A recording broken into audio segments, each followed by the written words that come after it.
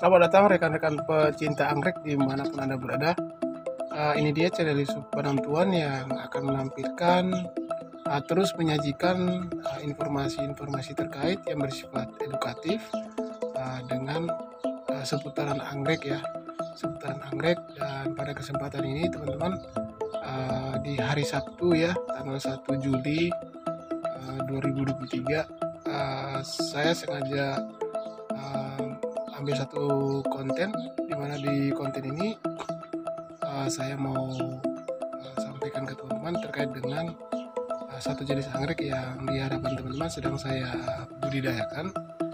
Semoga tayangan ini boleh bermanfaat ya buat kita semua ya teman-teman. Nah, ini dia anggrek teman-teman sekalian. Inilah anggrek merpati ya, anggrek merpati yang dalam bahasa lokal di Papua adalah anggrek merpati. Dan anggrek ini bahasa latinnya ada Dendrobium antenatum ya, Dendrobium antenatum. Teman-teman bisa lihat modelnya dia mirip antenatum seperti ini, dimana ada 5 bagian sepal yang sudah mekar, tetapi juga ada 2 di antara 5 bagian itu yang berdiri tegak seperti antena ya, dan makanya dibilang antenatum. Nah teman-teman, Dendrobium antenatum inilah Dendrobium yang sangat-sangat adaptif ya. Dalam 2 pokok dia sudah berhasil berbunga sebanyak 4 tangkai bunga. Dan anggrek ini teman-teman bisa lihat dia di outdoor seperti ini, cuman saya beri lagi satu tanaman pelindung yaitu bunga pohon ya seperti ini. Lalu anggrek ini kemudian dapat dilindungi secara alamiah, tapi juga sebenarnya dia juga bisa bertahan ya. Teman-teman juga bisa lihat ini daunnya agak gosong nih karena terkena sengatan matahari langsung yang sangat ekstrim ya. Ini lagi daunnya gosong seperti itu teman-teman. Kemudian akarnya saya sudah pernah sampaikan juga di konten-konten saya sebelumnya.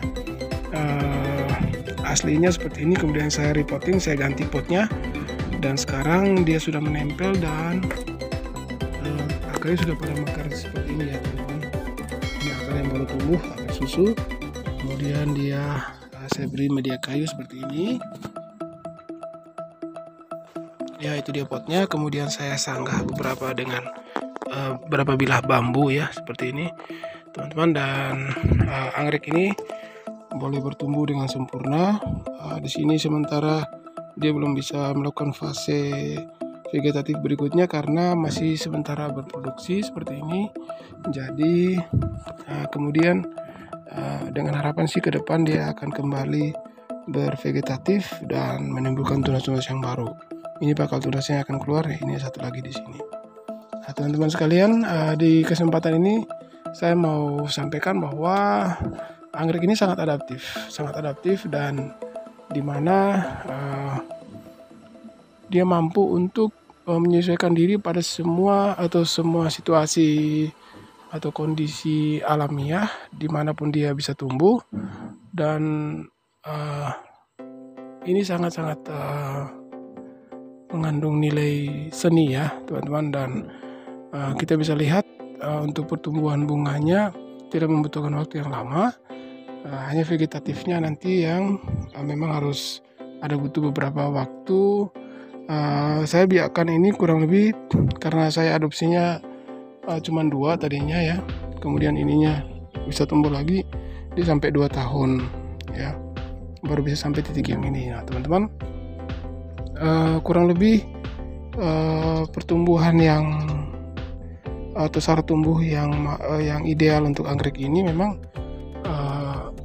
dia harus sering diberi pupuk dan diberi pelembab-pelembab alami. Nah, pupuk yang kita pakai adalah pupuk yang sifatnya organik, dan pupuknya ada di sekeliling. Saya masih tetap pakai air dari cucian atau bekas cucian beras, dan kita terus pakai itu.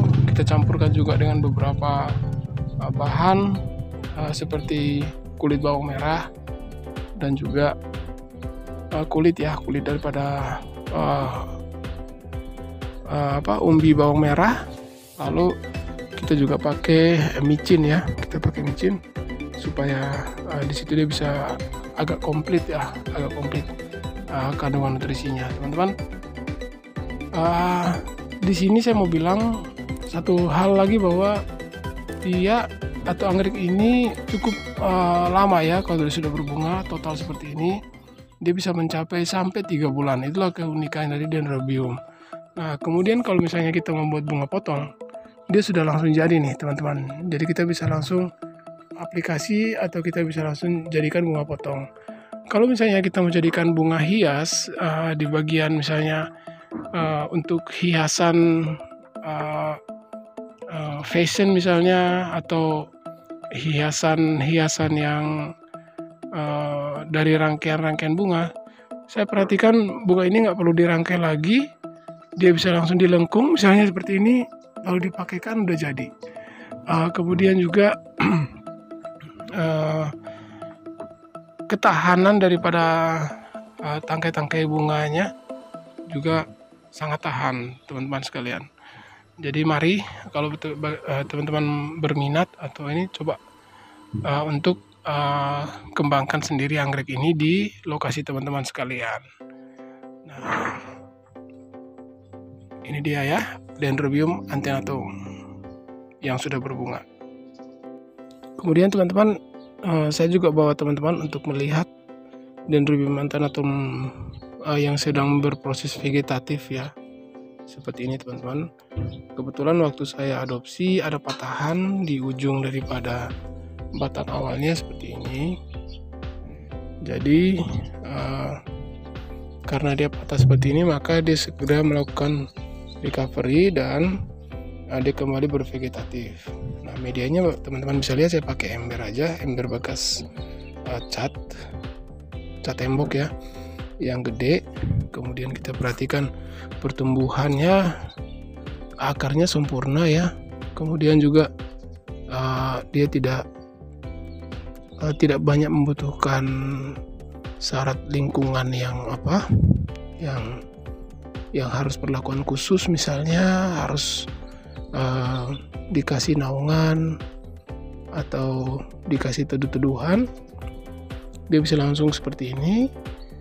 Kemudian di situ kita kasih seresa pakis dan bahan organik lain seperti kayu. Ini dia. Nah, dia semua akrab ya sama dia, dan terbukti dia bisa berkembang seperti ini. Ini juga lah Dendrobium antenatum ya, teman-teman. Jadi sekali lagi dia sangat adaptif dan mampu untuk kita budidayakan, asalkan kita terus melakukan pemupukan seperti yang saya jelaskan tadi. Lihat teman-teman, semoga teman-teman bisa dapatkan satu referensi anggrek Dendrobium antenatum untuk bisa teman-teman kembangkan di area lokasi teman-teman sendiri, di manapun teman-teman berada. Salam sehat, salam sukses selalu dari Tanah Papua untuk kita semua. Sampai berjumpa di lain waktu.